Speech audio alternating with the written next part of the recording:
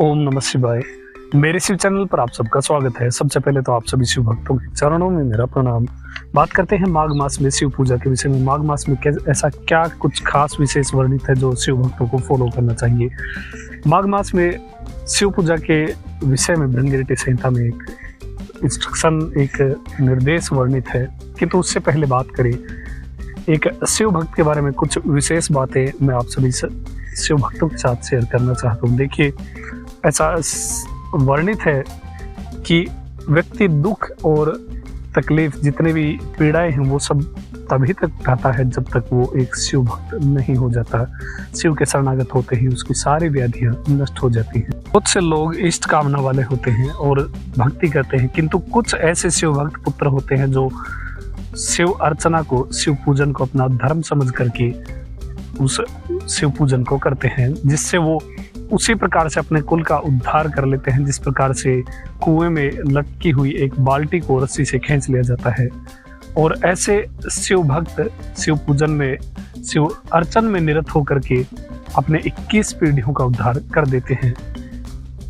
शिव भक्ति का क्या महत्व है, ये कोई भी ग्रंथ या कोई भी व्यक्ति विशेष कभी भी वर्णित नहीं कर पाएगा, क्योंकि शिव सर्वोपरि हैं, सर्व ईश्वर हैं और वही केवल एक आधार है। जो कुछ भी आपको दिख रहा है उस सभी का आधार केवल शिव ही है। देखिए, अन्य देवी देवता भी शिव का ही अंश स्वरूप हैं, किंतु मान लीजिए हनुमान जी की उपासना होती है, बल के लिए हनुमान जी को जाना जाता है, बल बुद्धि निधान है। राम जी की भक्ति ऐश्वर्य देती है, नारायण की भक्ति ऐश्वर्य देती है, लक्ष्मी माता की भक्ति धन देती है, सरस्वती माता की भक्ति विद्या प्रदान करती है, गणेश जी की भक्ति रिद्धि सिद्धि और बुद्धि देती है। किंतु सोच कर देखिए और कमेंट में बताइए, मैंने शायद पहले भी ये प्रश्न आपसे पूछा था कि शिव की भक्ति क्यों की जाती है। जिस प्रकार से इन सभी देवी देवताओं की कुछ खास बातें हैं जिसके निमित्त आम जो लोग हैं वो इनकी पूजा करते हैं, किंतु शिव में ऐसा कौन सा गुण, एक दृश्य होता है जिससे एक व्यक्ति विशेष को शिव पूजा करनी चाहिए। शायद इसका उत्तर किसी के पास भी नहीं है। शिव भक्ति हम क्यों करते हैं ये समझ में ही नहीं आता है। अब बात करते हैं माघ मास में शिव पूजा के बारे में। भृंगिरिटी जो संहिता है उसमें लिखा है आज्यद्र कंबलेर माघे। आज्य होता है घी और कंबल अर्थात ओढ़ावन या कंबल कवर करना, या फिर आप कंबल जो नॉर्मल भाषा में समझते हैं वही चीज़ है। माघ मास में एक शिव भक्त को लिंगम को मोटी घी की परत से लेपित करना चाहिए, और हो सके तो चिदंबरम में तो ऐसा जो मूल विग्रह है, लिंगम है, उस पे ऊन का लेपन भी किया जाता है। ऊन और घी का अभिषेक किया जाता है। बहुत सारे शिव भक्त कंफ्यूज हो गए होंगे कि ऊन से कैसे अभिषेक होगा। तो देखिए, शुद्ध जो ऊन होती है उसको आप प्रयोग कर सकते हैं। वो नहीं करना चाहते तो फिर आप माघ मास में शिवलिंग के निमित्त आप कोई ऊनी कंबल अच्छा सा आप नया खरीद करके लिंगम पर दान कर सकते हैं, उन्हें ओढ़ा सकते हैं, क्योंकि माघ मास में शिव पूजन का यही विधान है। और चिदंबरम में भी जो ऊन होती है, जो कश्मीर से मंगवाई जाती है, जो उन भेड़ों की ऊन को पहले अच्छी तरह से धोया जाता है, उसकी पूरी जो गंध होती है उसको निकाला जाता है, जो भी उसमें स्मेल होती है उसको निकाला जाता है, फिर उसे गर्म पानी से धो करके सुखाया जाता है ताकि उसकी पूरी जो भी दुर्गंध है वो दूर हो जाए। जब पूर्ण रूप से पवित्र हो जाती है तब उसको मंत्रों के द्वारा अभिमंत्रित किया जाता है, उसे पवित्र किया जाता है, फिर उसे पूरा घी में भिगो करके लिंगम पर उसे लेपित किया जाता है। यदि आपके आसपास में ऐसा आप कार्य नहीं कर पाए, मान लीजिए आपके पास में ऊन उपलब्ध नहीं हो, तो आप कोई ऊनी कंबल आप खरीद करके लिंगम पर अर्पित कर सकते हैं, दान कर सकते हैं। या फिर इसका दूसरा ये है कि आप पूर्ण रूप से घी की मोटी परत का लेपन आप लिंगम पर करिए, उसे ऐसे ही रहने दीजिए पूरी रात्रि के लिए, और हो सके तो कोई आप वस्त्र वगैरह लिंगम पर अर्पित कर दीजिए, क्योंकि माघ मास में बहुत ठंड होती है। और एक ऐसा विधान ऐसी बात वर्णित है शिव धर्म पुराण में कि माघ मास में की गई शिव पूजा, मान लीजिए किसी शिव भक्त ने पूरे माघ मास में शिवलिंगम पूजा की है तो उसे 6 महीने की पूजा का फल प्राप्त होता है।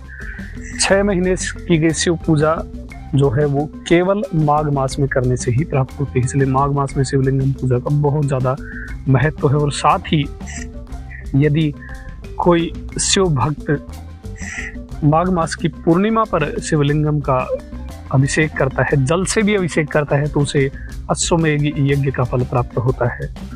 अब बात कर लेते हैं दूसरे ऑप्शन के बारे में। मान लीजिए आप घी की इतनी मोटी परत अर्पित नहीं कर पाते, हर किसी का सामर्थ्य नहीं होता है, किंतु भक्ति सर्वोपरि होती है, द्रव्य सर्वोपरि नहीं होते हैं। आप घी इतना सारा अर्पित नहीं कर पा रहे हैं तो दूसरी चीज ये है कि माघ मास की पूर्णिमा के दिन वेदी पर पूरे ही लिंग पर कंबल को वाद्यों के वादन के बीच अर्पित करने से घृत धारा का फल प्राप्त होता है। माघ मास की जो पूर्णिमा हो उस दिन आप मंदिर में जो भी घंटी वगैरह हो या फिर मंजीरे हो या जो कुछ भी हो या फिर जो घंटी लगी रहती है उसको ही आप बजा करके या अपने किसी मित्र को या फिर किसी को भी साथ में ले जाकर ये कार्य कर सकते हैं। कंबल ले लीजिए ऊनी, ये तो आप कंफर्म ही रखिए कि एक कंबल आपको लिंगम के लिए दान करना ही है माघ मास में। इसलिए आप माघ मास की पूर्णिमा पर किसी को साथ ले जाइए, एक कंबल लेकर जाइए और लिंगम पर उसे अर्पित कर दीजिए, उसे पूरा ओढ़ा दीजिए। जैसे हम खुद जब बैठते हैं कंबल ओढ़ करके, उसी प्रकार से भगवान को भी आपको ऐसे ही करना है। बस एक चीज़ आप इसमें ध्यान रखिए कि जब आप वो अर्पित कर रहे हो तो थोड़े वाद्य वगैरह कुछ बजता रहना चाहिए, या फिर हर हर महादेव या फिर नमः शिवाय या फिर जो भी स्तोत्र आपको आता हो वो गा करके आप ये कंबल अर्पित करिए। इससे आपको बहुत ज़्यादा पुण्य प्राप्त होगा। और यदि आपके कोई साथ है तो फिर वो घंटी या फिर कुछ भी जो मंदिर में उपलब्ध हो वाद्य यंत्र उसे बजाइए और फिर आप उसे अर्पित कर दीजिए। इससे आपको बहुत ज़्यादा पुण्य प्राप्त होगा। और यही विधान है माघ मास में शिवलिंगम पर घी और कंबल अर्पित करने का। बस यही आप सभी शिव भक्तों से निवेदन है कि हमेशा शिवलिंग पूजा करते रहिए, लिंगार्चन में लगे रहिए। आपका उद्धार अवश्य ही होगा, आपके साथ साथ आपके कुल का भी उद्धार होगा। देखिए शिव धर्म पुराण में एक बात वर्णित है कि बहुत सारे यज्ञ यदि कोई करवाता है और उस बीच अनेकों अनेक ब्राह्मणों को कोई बहुत सारा धन देता है, बहुत सारी दक्षिणा देता है, वो सारी दक्षिणा से जो पुण्य उसको प्राप्त होने वाला है, वो पुण्य जो एक शिव भक्त लिंगम की पूजा करता है, शिवलिंग की अर्चना करता है, उसके करोड़वें अंश के बराबर भी नहीं होता। उतना दान का पुण्य उस लिंगार्चन के करोड़वें अंश के बराबर भी नहीं होता है। इतना ज़्यादा महत्व है शिवलिंग पूजा का। शिवलिंग पूजा केवल वही कर पाता है जिस पर साक्षात शिव की कृपा है। और एक और इम्पोर्टेंट बात ये आप नोट कर लीजिए, कोई भी महीना हो, कोई भी मास हो, आप पूर्णिमा, अमावस्या, चतुर्दशी और अष्टमी इन तिथियों पर यदि आप शिवलिंग को जल से भी अभिषेक करवाते हैं तो आपको सभी प्रकार की यज्ञों का फल प्राप्त होगा। ऐसा शिव धर्म पुराण में लिखा हुआ है। इसलिए कोई भी महीना हो, पूर्णिमा, अमावस्या, अष्टमी और चतुर्दशी इन तिथियों का ध्यान रखिए और इन पर शिव पूजन अवश्य ही करिए। लिंगम पूजन जितना आप समय बिता सके उतना आप करिए। और कुछ द्रव्य ना उपलब्ध हो तो केवल और केवल जल से ही आप शिवलिंग का अभिषेक करिए। और अभिषेक करते हुए फिर मैं बता रहा हूँ कि लिंगम के ऊपर डायरेक्ट आपको अभिषेक नहीं करना है। कोई पत्र, फूल या फिर कुछ भी आप शिवलिंग के मस्तक के ऊपर रखिए और उसके ऊपर आप अभिषेक करिए, डायरेक्ट शिवलिंग के ऊपर मत करिए। एक और विशेष उपाय मैं आपको बता दूं माघ मास के लिए, आप इसे भी कर सकते हैं। जो जल आप लेंगे शिवलिंग पूजा करने के लिए, लिंगम का अभिषेक करने के लिए, उसमें कर्पूर जो आता है, चाहे थोड़ा सा ही लेना, लेकिन भीमसेनी या ओरिजिनल जो कर्पूर आता है, शुद्ध आता है, वही आप लेना और उसे चूरा बना करके उसे बिल्कुल बारीक करके उसे पूरे जल में बाल्टी में मिला लीजिए और उसे पूरा घोल लीजिए ताकि वो मिश्रित हो जाए। और साथ ही यदि आपको अगर मिल जाता है, अगर का पाउडर या अगरू जिसे बोलते हैं, उसका पाउडर मिल जाता है किसी भी पूजन सामग्री की दुकान पर, वो आपको प्राप्त हो जाएगा, वहाँ से आप खरीद लीजिए और उसे जल में मिश्रित कर लीजिए। कर्पूर और अगरू ना मिले तो केवल कर्पूर ही या दोनों में से कुछ भी जो आपको मिल जाए उसे पानी में घोल लीजिए, मिश्रित कर लीजिए और फिर उसे आप लिंगम पर अभिषेक करिए, उस जल से अभिषेक करिए।